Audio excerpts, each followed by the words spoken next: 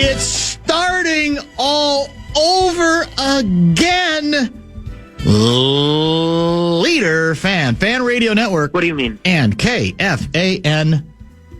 Welcome to a very special Thursday edition of the Afternoon Aardvark on a rather overcast, yet calm before the ice Nami. Thursday afternoon, I guess better yet, cold Nami. Thursday afternoon here in the Twin Cities of Minneapolis and St. Paul. My name's Dan Barreiro, joined as always by Guardsy. And we are, it's kind of a truncated program today. I believe we're out at 5:45. Is that correct? 5:45. That is correct. Tonight. Don't blame us. Blame the schedule makers. Nothing we can do about it. I mean, I guess we could we, if we wanted to, keep going till 6:30, like on one of our other channels or something? Like on the Plus? On the Plus? Yeah, we could fire up the KFAN YouTube channel. Probably not a good... KFAN.com/watch. Not a helpful suggestion, because then somebody might say, yeah, why don't you? I mean, not if you want to leave at 5:45. If you want to work until 6:30 every night. 5:45, as you know, traffic's heavy usually. It is a little different. You're right. It does take longer getting home at 5:45 than it does at 6:30. It really doesn't save us that much time. No, less than you think. We're delighted you're along for the ride today. The Bradshaw and Bryan KFAN text line is open at 64686. We do intend to open up Dr. Dan's inbox. That I tentatively put for 4:30. You and I didn't talk about it, but I think that works. Yeah. 4:30 today. We do believe Sean Salisbury is confirmed this week, beginning at the bottom of this hour. And Russo Radio makes his weekly appearance at 5:02.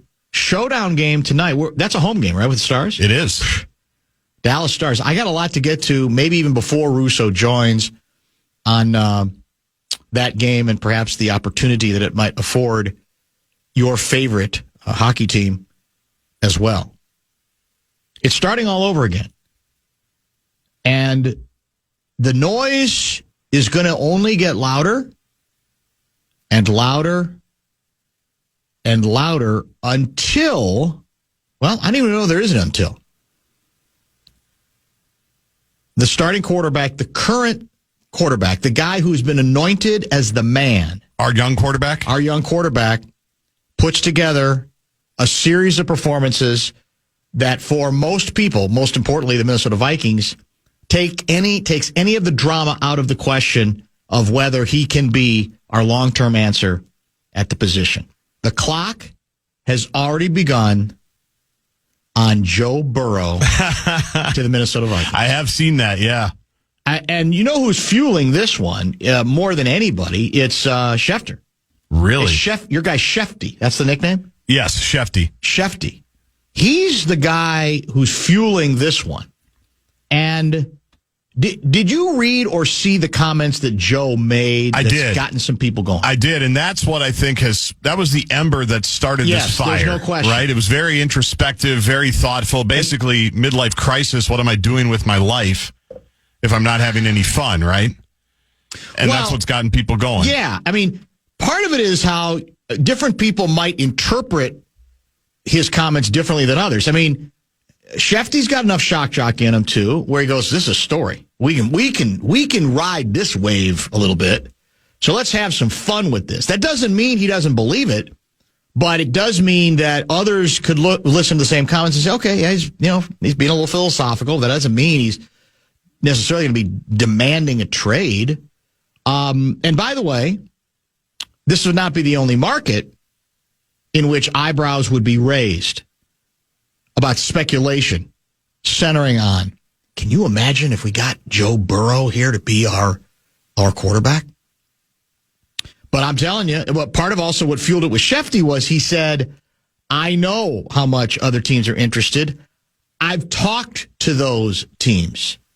Do you think that means, can we project that means he has had a conversation with the quarterback whisperer? With the whisperer. With the whisperer. We can't prove it. Or Wes Phillips. That's true. Anybody who's in the pure progression cabal, I guess you could say, it could be any of them, right? And I'm not here to look. I mean, Joe Burrow can make every throw. He's taken a team to a Super Bowl. He did take a team to a Super Bowl, didn't he? He did. That's true. A few true. years ago, he's won a national championship. Somebody had the stat that shocked me. There's two stats today that we should discuss. One of them is how many times, will you look up, if you can, how many times in his career as a Bengal, how many games he's played, regular season games, and how many times he's been sacked? Joe Burrow. Because the number is interesting, or was interesting to the person I was listening to earlier today, and it might be good fodder. But I'm just telling you, get used to it. Because even though I know you are in the group that says, I'm tired of that kind of speculation, I'm tired of having to worry about the next veteran guy coming that might be on borrowed time, that's why I want to invest in a young guy, the way the Green Bay Packers have done so successfully, decade after decade. But I will add again, until you are the player, the quarterback in question plays well enough, consistently enough, you're going to get stuff like this. Because, in all honesty, let's just be realistic. If you are, as much as Justin Jefferson has said all the right things and may even believe a lot of what he says, you going to tell me that Justin Jefferson in his prime ain't going to get aroused at the possibility of hooking up with Joe bleeping Burrow? Reuniting. Yes, right? That's true. Reuniting. So, nobody's to blame, but I'm just saying it's going to keep, anytime there's a quarterback as good as he is, where there's any sense that, because I don't think it would be crazy to think he might say, I'm done, right? Because it's been a dangerous road to hoe for him. 73 games in his career. Okay. He has been sacked 203 times. Think about that stat for a minute. That's a lot. That stat doesn't even sound real to me. Right. Does it to you? No, it's like 2.5, 3 times a game. Does that mean he holds on to the ball too much? He might. I don't know. Is that part of it? But I'll say this. And this is a big statement, I think, for me. I think you'll agree. I would, happily is not the right word, but I would authoritatively you have to do some renovations, and they would be renamed the Burrow Brownstones as opposed to the Brosmer Brownstones. Yeah. I think even how devastated would Brosmer be? I think he would get it. You think he'd understand? I think you think he he's would adult get it. enough to understand? Yeah, he's a grown up. That doesn't mean his time can't come down the road. No, I'd still like to keep him around, but the Burrow Brownstones has a nice ring to it. How many games has Burrow missed? That's the other thing. Are you getting, at this point, damaged goods? Well, he's played most of 3 seasons. This year, obviously, he was hurt. He played in every game last year. Oh, he did? Okay, I don't know. You know what? I guess last year was they started badly, right, from a record standpoint. Yeah, 2 years ago, he played 10 games. Okay. Then back-to-back 16 games. All right, so it's not been season after season. No. His first year, he played 10. I don't know if that's because they waited to start him. How many has he played this season? Or if he got hurt. 7. 7. I'm sorry, 4. 4. He's been sacked 7 times in 4 games. Because he was injured early. He was injured Remember early. That he was injured by week 3 when they came here. That's true. And it was Browning, right, that played against us. I mean, again, if you're KOC, now there's a million hurdles, not the least of which is his salary. You got to reconfigure everything that you do. I don't know what kind of hits you got to take and money that you could move around. But I'll ask you the same question I asked about Justin Jefferson's deep down reaction. What do you think KOC's reaction would be? We can get Joe Burrow? Are you kidding me? You want to talk about, because with Joe Burrow, you can fling it however you want. Now, I would still say, I still think any great quarterback can be more effective with balance and maybe even stay healthier with base Brosmer body balance. Yep. But he can make every throw.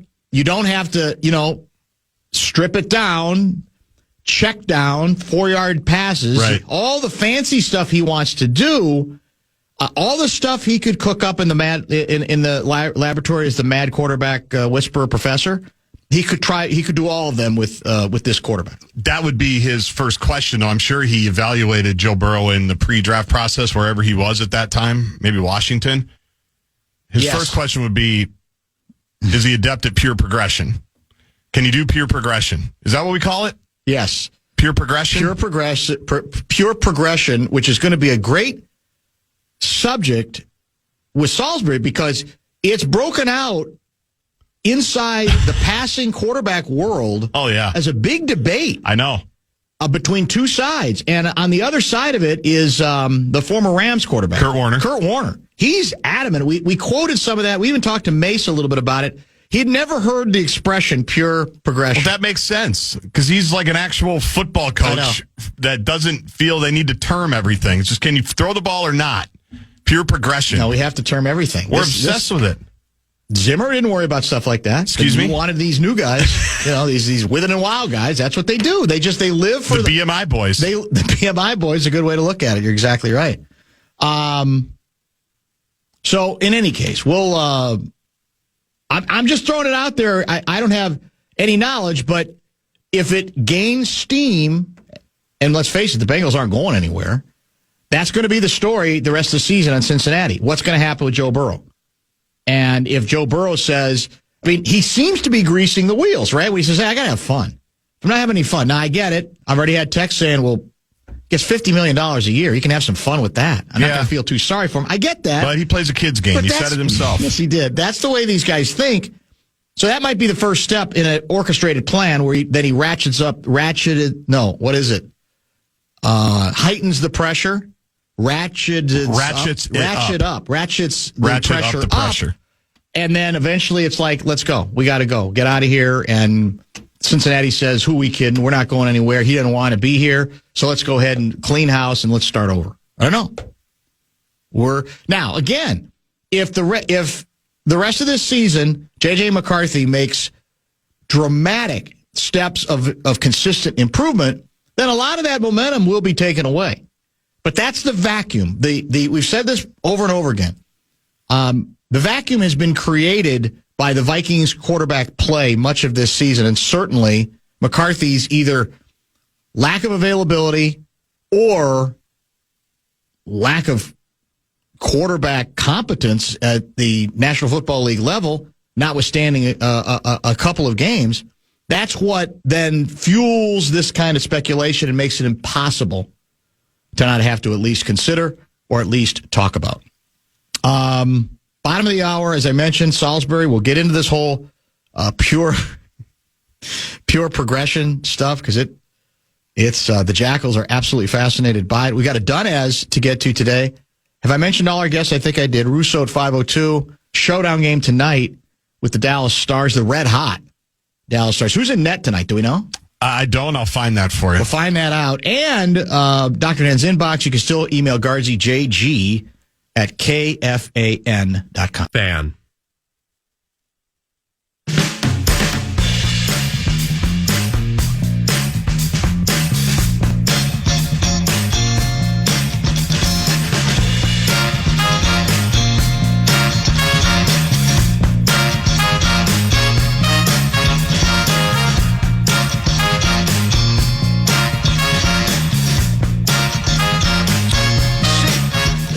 Two guy writes, pure progression. Name of the next Snownomi or the first Snownomi? Snownomi, pure progression. It's well done by our guy, Ryan Donaldson. So, yes, we may not have been listening yesterday, but we did name the first Snownomi of the year, Snownomi Pure Progression. It was a heated race yesterday, I thought. It is. Down to the wire. I actually played later in the show one of the runner-ups because they're all so good. Yeah, they were worthy. And I think that all three were worthy. I think the one you suggested ultimately that I went with was more timely, more recent. So I think it kind of made some sense. So that worked out very well. Joe Burrow went to elementary school in Fargo, so he's one of us. That's right. I don't even remember that. Is that true? Yes. That is right. I don't know if he went to really elementary school. But, yeah, wasn't his dad coaching or something up there? Now I'm going to have to Wikipedia this thing. I might as well get it ready. Yeah. So it's Brosmer Brownstones. Would it be, in this case, would we be better off going with Burrow Bungalows? We've used bungalows before, I think. Burrow Bungalows is pretty good. I do like it. Yeah, either way. It's good alliteration. What do you think of this opinion? This is from 715 guy. Again, Dan, if the Vikings did this, they would be chasing Super Bowls instead of trying to do the process the right way. Hey, we're close. Let's go get Herschel Walker. Hey, we're close. Let's go get Warren Moon. We're close. Let's get Brett Favre. I think you get my point. Well, let's take each of those individually. Does anybody really regret going to get Brett Favre? Now, again, it didn't end. It ended sadly, but It was a fun year. it was a hell of a year, and you made a run. Now, it was only 1 year. I'll grant his point there.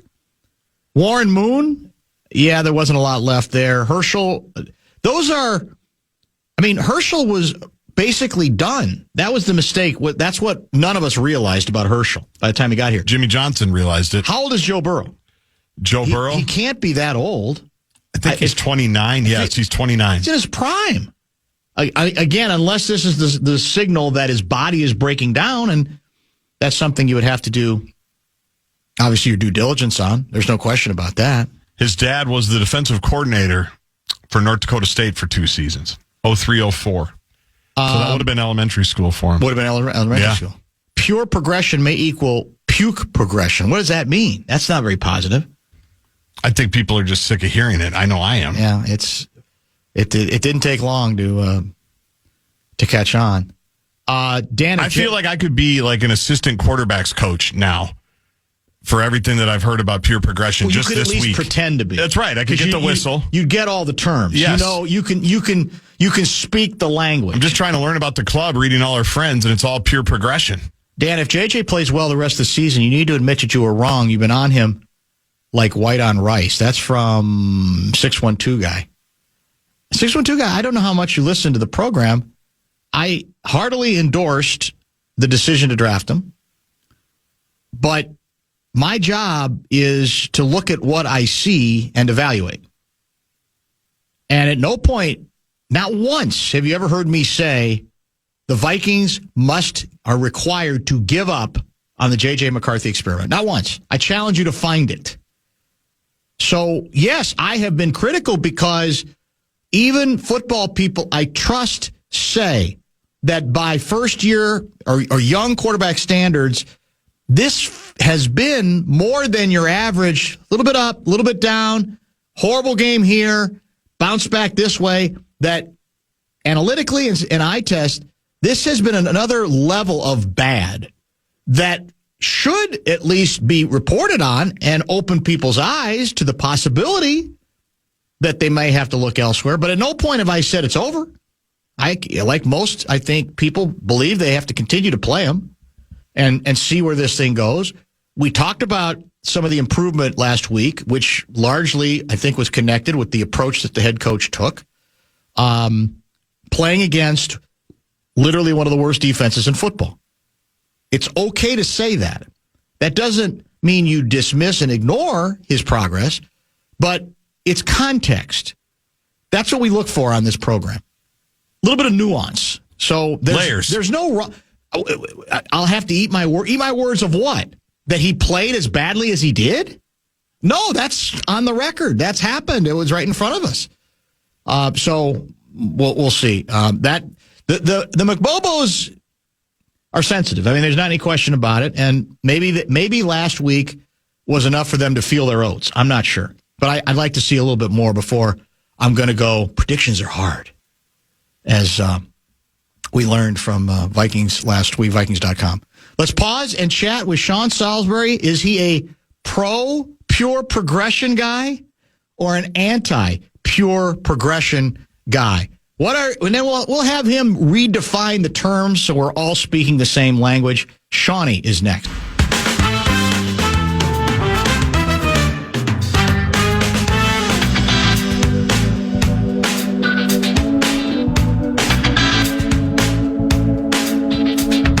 Sean Salisbury is indeed back with us on this rather wintry Thursday afternoon here in the Twin Cities of Minneapolis and St. Paul. Welcome back. I am curious to get your view. When it comes to the Phillip Rivers story, are you excited for Phillip Rivers or are you worried for him? I would say it's somewhere in between. I'm put it this way. I'm going to rubberneck the game. I want to see. Have to, yeah. Whether it's him or Riley Leonard, depending on the situation. I don't think they brought him in there to stand over there and hold Riley Leonard's clipboard, but we'll see. And they brought him in, as you know, Dan. This isn't because he's physically more gifted than a 33-year-old that just got cut or somebody from them. They brought him in because mentally and emotionally and understanding system, not a lot of, one of the things that coaches love, they don't love guys getting hurt, but one thing that they do love, and it happened to me in Minnesota, is when a guy is, when somebody gets hurt, whether it's retirement or gone or sitting at home, a la Joe Flacco, that a guy that can pick up the system quick or has been in that type of system, like the system his son runs or whatever, and he's been in the league, so he's a veteran. They're going to trust that he's going to keep him out of bad plays. They're not going to play the field. They are going to have to compress it, though, because Daniel Jones he'll run the football. They're not going to be able to RPO because there's going to be no at least threat of Phillip Rivers getting on the edge. Play action will come into play. And even 5 years ago, Phillip Rivers, the game was, when the legs start to go a little bit, Dan, I'm not telling you anything you don't know, whether it's a jump shot, a golfer, a pitcher, when the legs go, the rest goes. I'm sure Phillip could set it and rip it. I can still throw it. I am moving it, and I don't want to take those hits. And it's fine and dandy. And he'll probably have fresh legs. Heck, he hasn't had to do that in 5 years. But next week, if he plays this week, he's not going to be feeling it. The recovery time is going to be like a running back who gets 60 carries. You're like, damn, this is hard to overcome. So it's just the fact that, and if they were a 4-win team, they wouldn't have got him. It's hoping. They're probably going to see if Riley Leonard can handle it, but Phillip Rivers is there as a security blanket and a guy that when you get to play to him, he'll know where to throw it. The question is, can he get it there? So I'm excited for him. If he's excited, he's got so much energy and a great competitor. But the other side of it is that I'm a little concerned, not concerned that they're going to need a body bag for him, but it's not going to feel normal. No. I can tell you that at 44. It's an indictment on the league. Guy's been out of the league 5 years, yes. And we can't go find a 33-year-old that got cut or somebody to throw it. Real quick about the Vikings. When I was first year out of football, after my 10 years, I was doing television for ESPN, and I got a call from Brian. It happened 2 years in a row. It was either Randall Cunningham or it might have been Brad who got hurt, because in both years somebody got banged up. And I remember the call, and Brian said, and Denny got on and said, "You still got some magic in that arm?" I said, "Yeah." I said, "I don't know." I mean, I was fresh out. I wasn't 1 year out. Yes. And they're running the same system with the same coaches. The reason why is the comfort level of knowing that I didn't need a lot of practice time. I could come in and do it. But I said no, because I said when I'm going to play, when I'm done, I'm done. Yep. And that happened 2 years. And I was blessed. I look back and say, man, you idiot. Why didn't you milk it for 5 or 6 more years if you could have? But if that happened also, as you remember, and as good as Brad was and turned out to be, and love him, remember when they brought me back from Houston and I went in there and had a week to prepare? We played in Green Bay. Then the next week we had to beat San Francisco.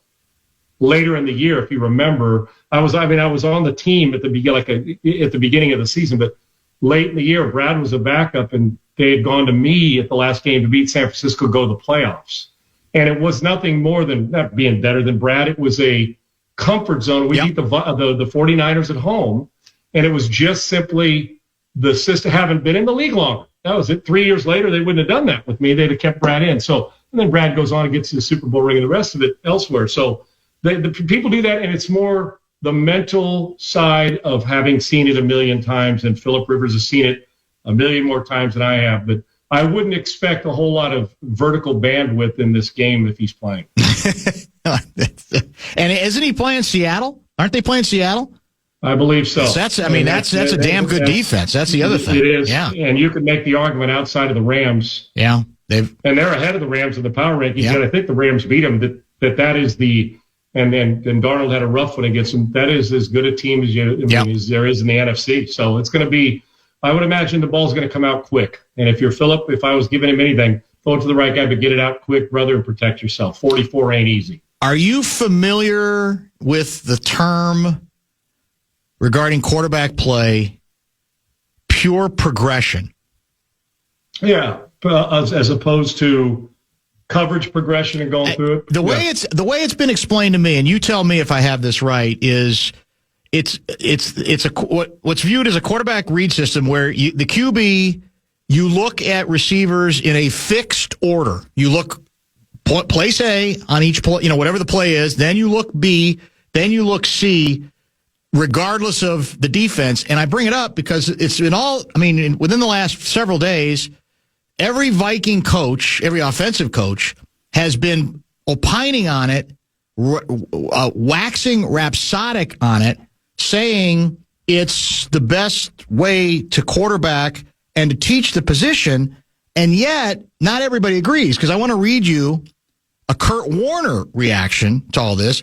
He says it tries to combat disguising coverages, but just because you can build a play your quarterback can read across the field does not mean it's more effective, and I argue the opposite. The goal is to build plays to attack areas, and quarterbacks need to read those areas, not know exactly what coverages a team is in.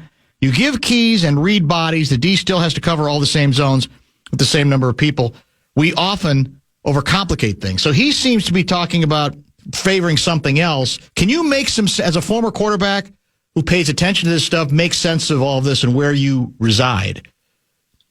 Yeah, it's ironic that you're saying this. And first of all, I'm on the Kurt Warner side, which is a great argument we've had. Kurt Warner and I were the only two non-full-time coaches that were invited to that 20-coordinator offense defense coordinator, the think tank in Florida I told you about. Okay, yeah. We had this conversation a year and a half ago at that very house. A lot of college coaches and a lot of the guys from Phil Longo and coaches who put it on, and the coach who put it on, were all at this house going over just stuff. And I'm the old school 3-digit system. We read coverage, not receivers. Okay. And so and now I get it because I've seen the shift and how to do it. My good buddy Noel Mazzoni, boom, progression and pure progression.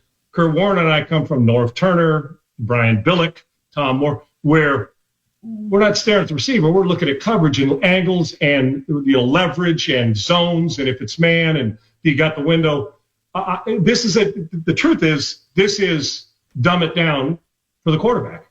Because if you're not reading coverage, you're staring and that guy's not open, get to the next receiver. Now, it's worked if that's what you've grown up in. Yeah. If you could skin the cat any way you want. I mean, from the West Coast offense to the vertical passing game everybody does it. I feel more comfortable because disguising coverage is part of it. But I feel like it can make you late, because I tell my quarterbacks, now they may be in a progression, but if they came to me, I'm teaching them to read coverage. Now, if they put it this way, it's like being under center your whole life and getting in the gun. Fairly easy mechanically because, I've been under center. That's harder mechanics. You're closer to the guys. You can't see as clear. It's tougher to go from all-time gun to under center because the mechanics are tougher. The gun actually preaches lazy mechanics because you're already 5 yards deep. So you just kind of take it for granted. It's the same thing with this. It is and when I say dumb it down, doesn't mean the guy's not dumb or not smart, but it's allowing them to just go, dude, you're going to X, Z, Y. Well, X, Y, are running back or H. Yes. For Kurt Warner and I argued this, and he made a louder argument for this. I dropped back, the middle of the field's closed, and we got what that would mean, folks, just to make it simple. If there's a safety standing in the middle of the field, and we're calling that all vert, where everybody runs 2 goes on the outside and those 2 seams on the inside, right? And we'll have a back check down. So if I come to line of scrimmage, they'll say go Y, H, check down, right, to the R. For me, I'm going middle of the field closed. Okay, I hold the safety. I'm going to either attack the right or the left seam, but I'm not going by the receiver. I'm going by the leverage of the coverage. Safety stays in the middle of the field, and they rotate away. I'm going opposite rotation because I got numbers. Bam. Now I'm going to throw it there. Sam gets underneath it. Check down. See, for me, ours is progression, but it's coverage progression, not the pure progression. Where you're staring basically to make it easy. The quarterback's fixed on, you go 1, 2, 3 here. I want this guy, X, Z, and check down to the R. Kurt Warner and I come from, all right, we got a dig, we got an inside seam, a dig on the outside, and a check down. All right, cool. We come back, safety gets deep, middle of the field closed, the Sam linebacker runs under that. Okay, the dig, it's not there because Mike got a little depth or worked weak and came on the backside dig. And so we have a guy running a shallow to replace Mike. I'm going, Mike got underneath it, boom, the guy that replaced him. I can teach both. I'm with Kurt Warner. I think that the dumbed down system, because how many guys you see snap their head over to in college and it goes to the NFL, yes. looking over there and the guy's holding up the sign. Yeah, the sign. They know. Yeah. I think it's much easier to get to progressions for me, because we've always told receiver to the coaches, a quarterback, to do what, Dan? See coverage, feel pass rush, but don't stare your receiver down. But if you're telling me pure progression, say throw it to Z on the dig first, but you're just looking at grass. Well, what happens if you're looking at grass and the Sam linebacker gets 14 yards of depth and is underneath it? And then, Sam's there, you got to reset and go to the next guy. Maybe you're late to window 2. Yeah, you're late because you hung a little longer on the other one. Yep. Sometimes if I'm playing cover 2, Dan, 2 corners rolled up with 2 safeties over the top, and we're running hitch routes on the outside, that's off. Unless there's a roll up, outside up in the whole shot. Okay, the coverage already told me the outside hitch is off. Now I'll just go work inside hitch, check out, throw it to your mom in the stand. So it depends on how you've learned it. We've done with all this sprint offense. They do it a lot like that. I'm more of Kurt Warner. I want to know the coverage, because there's only so much you can do. If you're going here, you got to balance it out. If that guy leaves, somebody's replacing him. If Sam goes there to hook curl, I ought to know that we're going to replace him, and I'm reading hook. Oh, he got under it? Bam, flat. Oh, there's a corner of the flat, check down. Simple. The coverage is telling me where to throw the football. With them, their eyes are going to grass, but they're going to the receiver. I prefer to okey-doke the receiver with my eyes and knowing that it's cover 3 and they rotated strong. I got a backside come back to a shallow crosser. All I'm doing is reading Will. If Will gets underneath it, I'm throwing the shallow. If he doesn't, I'm pumping the 20-yard comeback. Simple. I can teach both. I know both. Yep. I like both. But if I was teaching a quarterback in any system, they're learning coverage first. I want to know the conflict. Once I find the conflict, I can get you the answers to the test. So the counter, I think, from Vikings coaches is the number one way defenses have changed is they become a lot more sophisticated about their disguises. And this is an attempt to take away the I guess you could say, confusion about not really understanding what the coverage is because the disguises are so good. What would you say to that? Well, I'd say you better study more. Listen, there's only 11 cats on the field. Yeah. With Jack Lambert, Andy Russell, and Jack Ham and Mel Blount and those are some names. Joe Green, or the Purple People Eaters and Paul Krause and that. I would say that we've been disguising coverages forever. Well, one thing they can't disguise. Here's the deal. We bring what we call analytics down, which is evidence. It's the same thing as game planning. We go into a game and we know Brian Flores blitzes 80% of the time when you cross the 40 going in. Then a coordinator and the quarterback ought to know that 80% of the time we're calling man beaters. There's 11 guys on the field. Like I said, if you're playing sound football and they disguise, but I can't disguise a blitz. I'm just going to make it easy. If the strong safety's coming, somebody's got to cover up for him. Yep. They're not going to keep a doggone free safety 22 yards deep, because if you do that, I'll just throw hot. He'll catch it in space. That's too easy. That's like shooting fish in a barrel. I ain't ever done it before, but I imagine it's easy. And I imagine people in Minnesota would think it's easy too because they like to fish. So I get it that it allows the quarterback on throwing to Z. It takes out some indecision of disguise. But if I'm doing what I'd rather do this. I'd rather know more. Yes. Even if I was pure progression, don't I want to know what takes it away? Mm-hmm. I got to know the conflict. So basically, if that's the case, my game plan can stay the same every week. We're going to run dig. We're going to run curl flat. We're going to do it all. But instead of reading coverage, I'm just going to, and the quarterback throwing to space. And if he hangs too long, and sometimes it can work because you're hanging long. Sometimes we get off a guy too quick and he's coming around in the pure progression. Throw to him. I get it. I do get it. But to me, basically what you're saying is it ain't like we've added 15 guys. They're faster and the rest of it. But there's still, when you go in motion and guy doesn't follow you, guess what we're playing most of the time? Zone defense. So I get it, but it sure as hell doesn't guarantee success. I know one thing. If I know the conflict, meaning what the defense is, and yes, they're going to fool you once in a while. They are.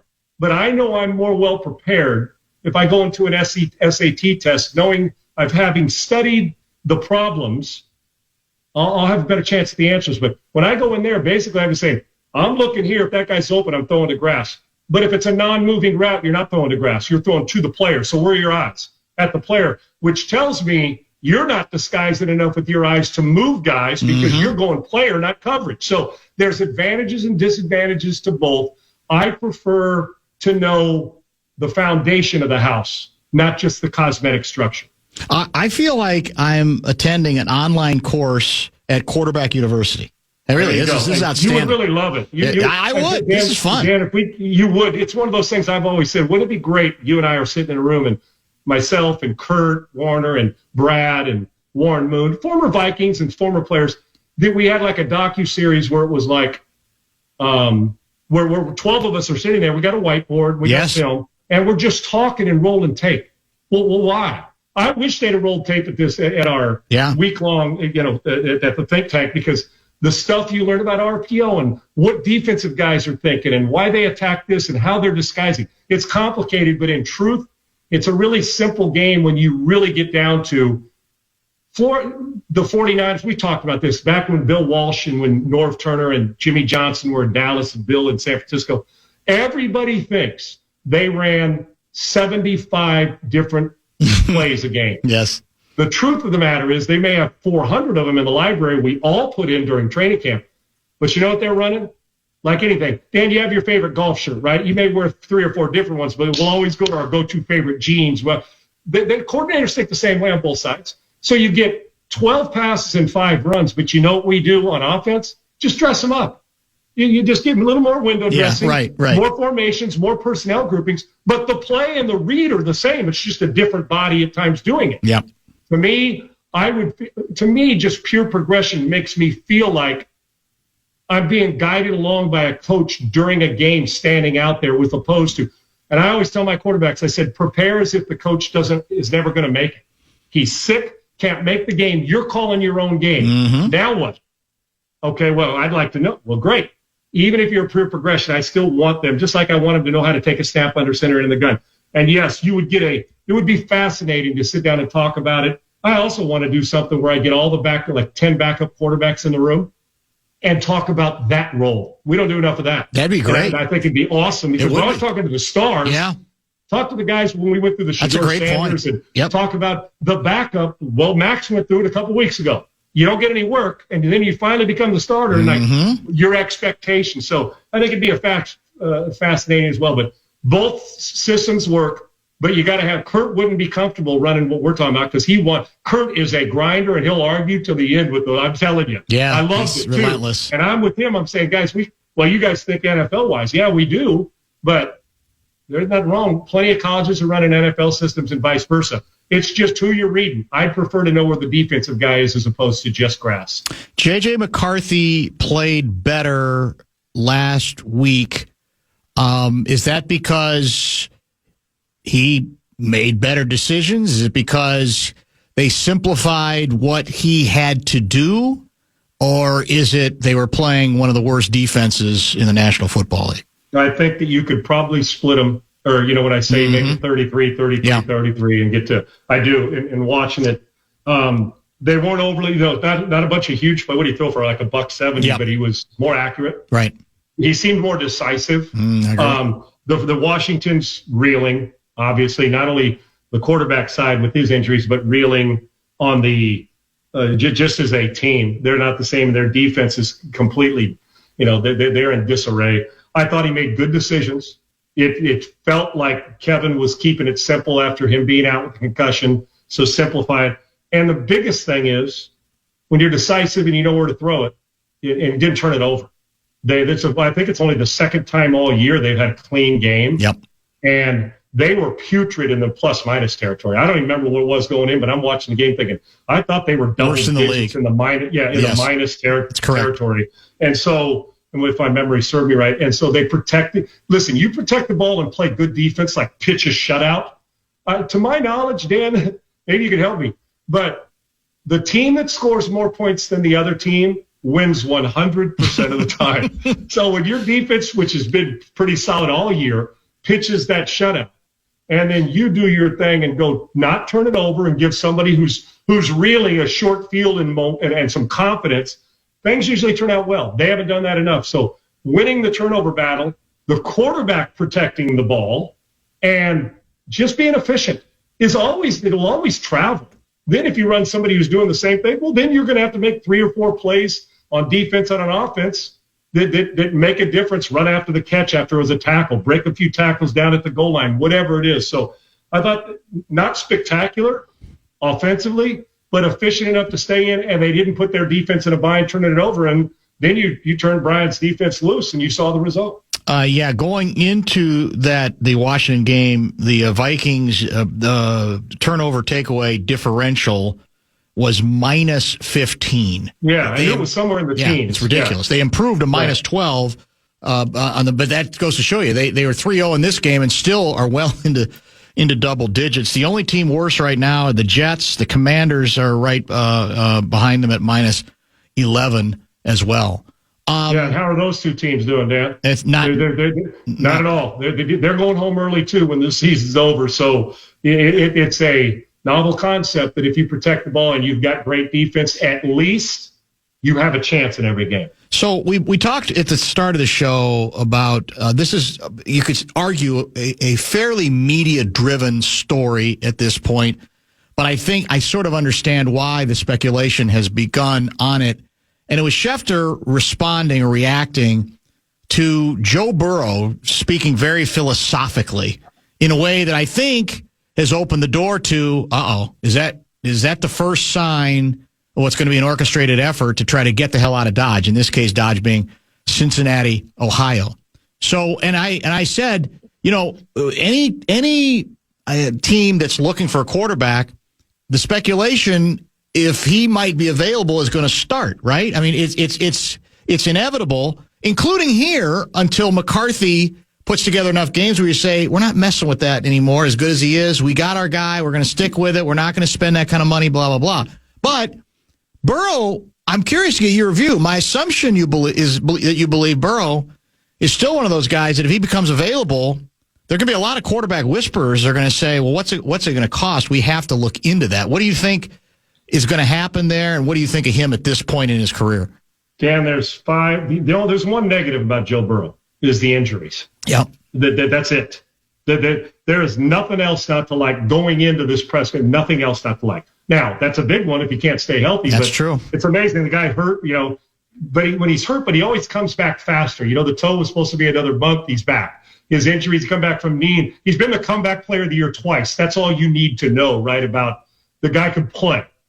I'm going to tell you, there's only 4 or 5 teams in the league that if Joe Burrow's available, when he's on the field, you're making a phone call to Cincinnati if he's available. Regardless. And the Vikings are one. Right. If the Vikings could get Joe Burrow, while I may love JJ McCarthy, in 5 years from now he may be great. Yep. If he has the career Joe Burrow's had already, he'll be happy. I'm just telling you, he's been to a Super Bowl. The guy's an MVP candidate every year. He's getting paid all this money. Yes, no disrespect to JJ McCarthy. Joe Burrow immediately slides into McCarthy, regardless of the Vikings' plans, becomes your backup quarterback if they were both there at the same time. Now, I love Burrow. I think aside from Brady, when he's on the field, there's no better pure pocket guy. Understands the manipulation of the pocket, presence, and he's got some wiggle. He can escape, as we saw in college and before he's hurt. The fact the Cincinnati Bengals are putrid defensively, they can't, yes. And the front office has not made an investment in keeping your $70 million a year, or whatever he's getting paid now, quarterback upright and giving you a chance. They put money in the perimeter, but I can tell you this: you can play 7-on-7 all you want. We'll score 40. I went through this with USC and with Caleb Williams. Yeah. They score 44 and you still lose. It looks pretty, but man alive, you're still going home and coaches get fired and defensive coordinators get fired. Burrow's a great talent and a great player, and I'd stand in line for him. That, you hit it. I've never seen him like that, Dan. I never have. I was shocked by it, actually. Now, I'm not making fun of mental health. Some people will go, he's soft. I had a buddy of mine who's like bothered by it because it was his favorite player, and he knows football, and he didn't expect to see that from Burrow because the optics, the Burrow. Normally Joe would say, and he beats to a different drum. He's kind of low-key anyway, like surfer low-key. But I've never seen him to the point where he felt defeated. Like, is it on or off the field? Yes. Well, a little bit of both. Yeah. And, it just felt like, and I have a hunch, Dan, in Cincinnati, and I'm serious about this, that those conversations, not just with Joe, but with a lot of their good players, take place every day. We just saw this one at a press conference, and Joe didn't hide it this time. Do I think there's a chance that Cincinnati needs to move on? I do, because they're 8 players away from being 8 players away. If you want to get value while he's healthy, right. you better. Yeah, that's true. Because when he's upright, everybody respects everybody. You saw even last week, comes in, plays out of his mind. He plays really good football for the most part. They just can't stave off and win the game. What was it, Baltimore, right? Yes. I think it was Baltimore. They can't stave them off. So I was shocked. I am a little concerned. Now, if there's serious, if there's something going on in his personal life, I hope it's okay. If it's just football and the Cincinnati Bengals and all the injuries that have got him down, I hope we're not looking at Andrew Luck again, where Joe's finally as competitive as he is, and Luck was competitive, said, you know what? I've had it. If they're not going to commit to it.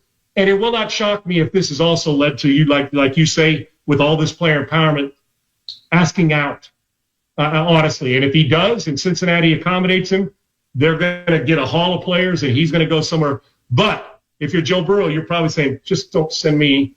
There's a handful of places, and I don't need to mention them. I don't want to go play there. I'm already going through it here. So I've never seen Burrow like that, which is cause for concern, because you got to pay attention. Even though you're struggling, the one place is because he's held in high regard. You got to make sure that the guys around you aren't feeding off that. They'll know that it's just a press conference, because we're always looking for that guy to elevate, not to add to the Cincinnati's blows, and Joe's feeling it. But to ask Burrow to continue to be, giddy and happy all the time and not allowed to go through frustration, that's not fair either. But Joe's probably got to temper that. But I think from the look and the answers to his questions, there's cause for concern whether Joe Burrow's long-term for, hopefully the NFL he's going to be around, but long-term for Cincinnati. And if you're Cincinnati and you're going to do this and blow it up, that's where you start.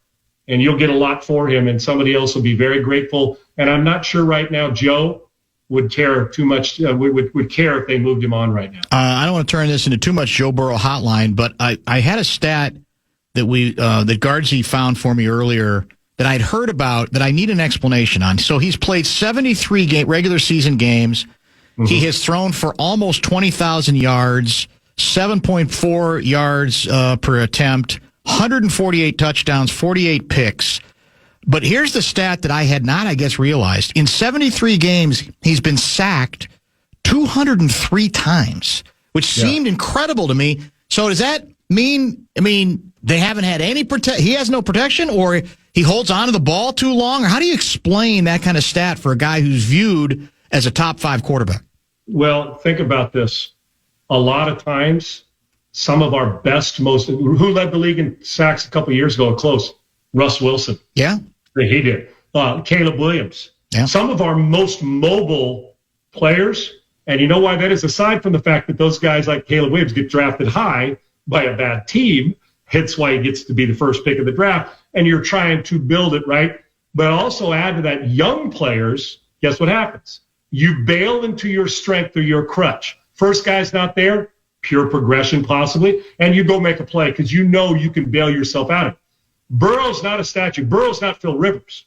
Burrow can buy time. You saw him in college do it. Yep. He's not going to beat you running 4 or 5, but he's really good at understanding how to do it. So those guys at times will run into it young, and they'll run into sacks because they hold it. We saw Shedeur do it in his first 2 starts. It's just normal. You're like, you lean to your strength in times of duress. As it rolls on, you start to realize, all I got to do is slide step. Because I said he's got as good as pocket presence as anybody that's come out of college, in my opinion, since Brady. But what happens is look what happened to C.J. Stroud with all the hits he took last year and this year. He has struggled to get back to his rookie year. Rookie year that kind of kept him upright, playing free and easy, and he still has his head on the pass rush at times. He's getting better back again. So with Burrow, I think it's a combination early on of knowing team's not good, and you'll use your ability to try and run out of them. But watching them, Dan, this is 80, 85% people not knowing who to get and how to get him, and they just get overwhelmed and crushed at the line of scrimmage. They are not good. And since Whitworth was about the only one they had that regularly could could do something. He's broadcasting. He still may be their best offensive lineman. But you know what's crazy is what also happens, Dan, you get hit in the face enough times, you got two choices. Sit there and keep getting hit or hit back. So what happens is you sit there and say, well, how am I going to help this team get to the next level? I keep taking sacks. So what do? You hold the ball a split second longer, hoping you get Jamar Chase into the next window, right? So the collateral damage that goes with early sacks can ruin some guys. It's not ruined him, but some of the best players we've ever had, either mobile or pocket passers, have been sacked a lot. Not everybody gets the Manning-Brady treatment when it comes to protection with the way they did it because they knew how to build it. Cincinnati still doesn't get it on how to build it because you saw them with protection at LSU. Now go do LSU. Different story about ball coming out and getting hit. So a lot of it has to do with they should be playing at times on Friday night with their offensive line. Excellent discussion next week. If we have you, I'm hoping we'll have a chance to talk about your new job among many that you do. It sounds like you're excited about it. Sounds like a heck of an opportunity, but I've blown right through a break. So, I don't care. No, go, man. We'll do it. I'm not the problem. I love the conversation. We'll do it next week. We'll be back at 3:30 next week. Outstanding. Thanks, my friend. Thanks, Dan. All right, buddy. Excellent work from Sean Salisbury. Let's come back and get caught up for the top of the hour. It's always hard to stay on the clock schedule when Sean joins.